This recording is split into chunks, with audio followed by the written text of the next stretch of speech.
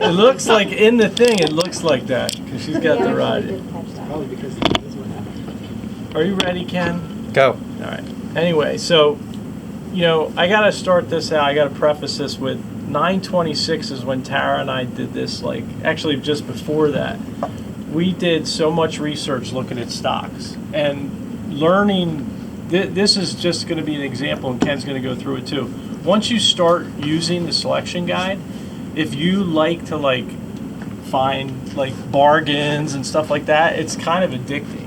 So it was I was sitting there getting I was surprised about how enjoyable it was. Tara, you agree? So, and I got to tell you, and I'll start on top. But this was okay. We found something for us. And when you find out what stock it is, you're gonna laugh. And I looked, and I think Dr. Buss had it in his other investment club. So we printed out some worksheets to this is what you're gonna look at when you start screening these stocks, and then I'll show you some of the value line that David was talking about. So we screened over 50 stocks, and we found only one or two possible buys. Actually, one buy. And it's funny because I bought the stock. I had a little of it. I bought more of it, and now it's been up maybe 6 or 7% since I presented. So it's still in the buy zone, but you'll see. Anyway, and then we saw another one that's not as conventional when you look at the screening of it. So it actually, but the data is skewed. We'll talk about that. So here's that quality worksheet, and you basically work through it when you look at the stock. And I'm going to go through these fast because there's a lot to talk about. But if you haven't looked at this or done the stock selection guide, this is kind of where you start off. You go really one by one. Some of the ones I struggled with, I think, do I have the cursor here, was looking at the quarterly. I know David had mentioned that, and I couldn't see that right away. But this is here, and we can pass this out now because the surprise is over. This is what we landed on after 50 stock screening. Google. Alphabet is really the company, but Google, we all know Google. Some of the first stuff you look at is just the railroad tracks. So if you look at sales up here, that's passing, Better Investments thing. And I loved, because I did show this to Dr. Buss last week, because I just wanted to kind of screen it out and make sure I'd done the numbers right and everything. And if you look here, this earnings, and he had an explanation for it, or maybe I did. I can't remember which one, if this was this or the other stock. One of the big things that we'll talk about is why do companies lose earnings, and if they're investing for the future. One of the things Google did, you guys probably realize it on your iPhones or whatever now when you're searching, is they put a ton of money investing into AI. I mean, because they had to compete with a lot of the other search engine technology. So we'll talk about that. But just let me see if I have all this on the next page. You mentioned 2017. Yeah, I do. 2017 is the one that you explained. So Dr. Buss. Look at the magenta line. The magenta line is pre-tax profit. Yes.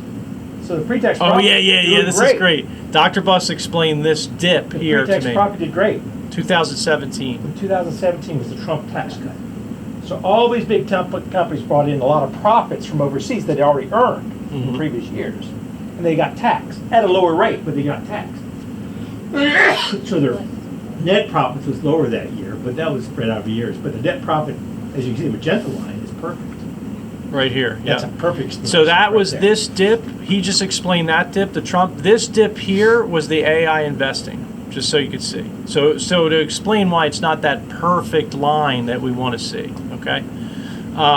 So if we start looking through this, here's the sales growth, 20%. Earnings per share, you're going to start to notice, and we described it before, is going to be usually a higher rate than your sales growth. So this is 24.4%. I don't know if you guys could see that. Pre-tax profit, 21%. So you go down here, and you're going to start looking at management, okay?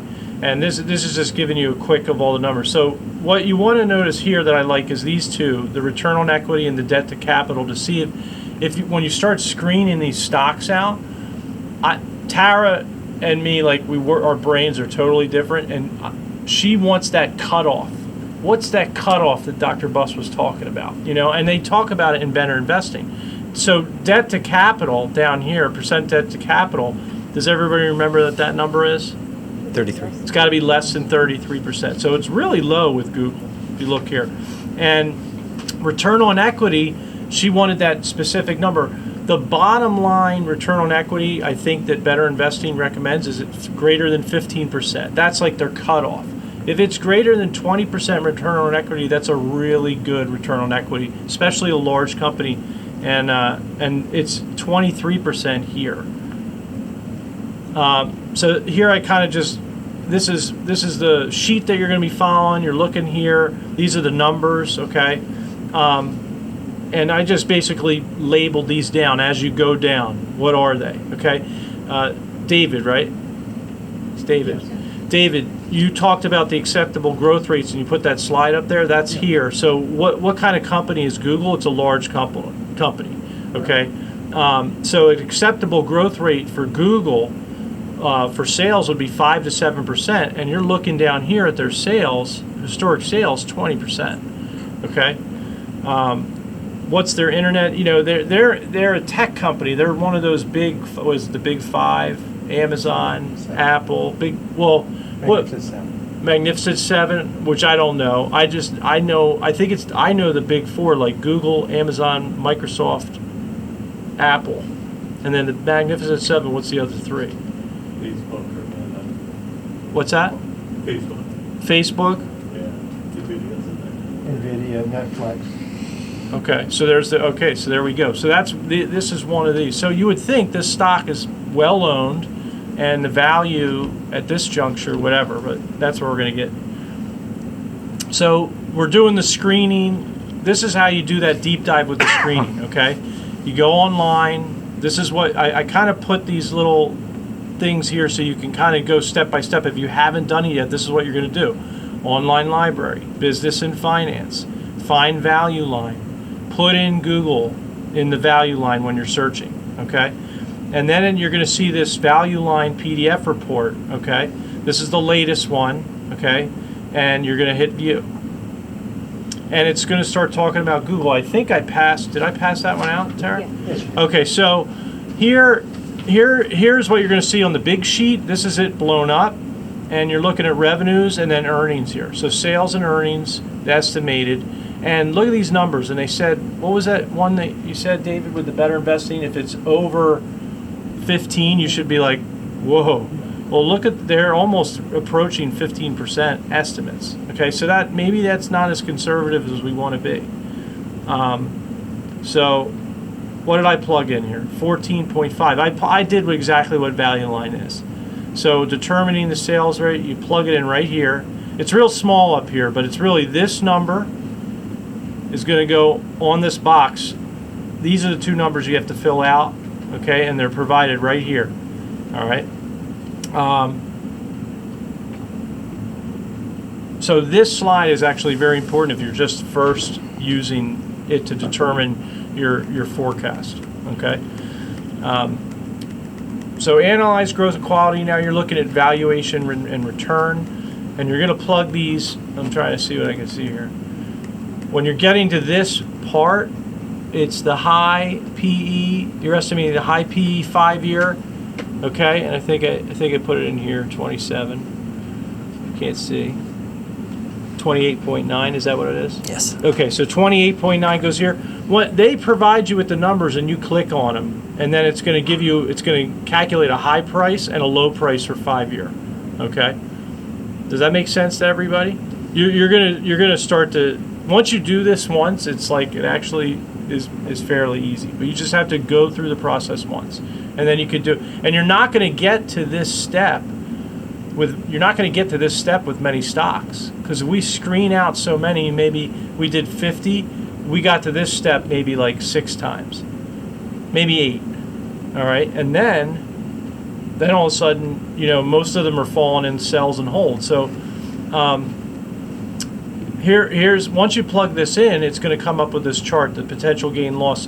Here's where your 5-year forecasted high price fits at, and here was your low down here, and Google fit into the buy zone. Okay, and it was one of 2 of 50 that did, and it's barely. And I don't know what the current stock price is right now. Does anybody know? I think it's 168. So it's probably,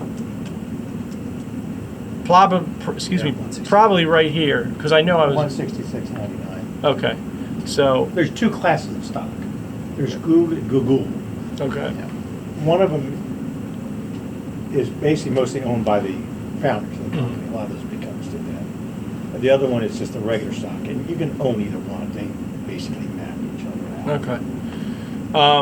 So in general, at the time when we did this, and it's still, I think, it's right on that buy zone, you know, and the company, so once you, okay, it's Google's a buy, what is the value line commentary on it? I kind of blew it up here so you guys can kind of see.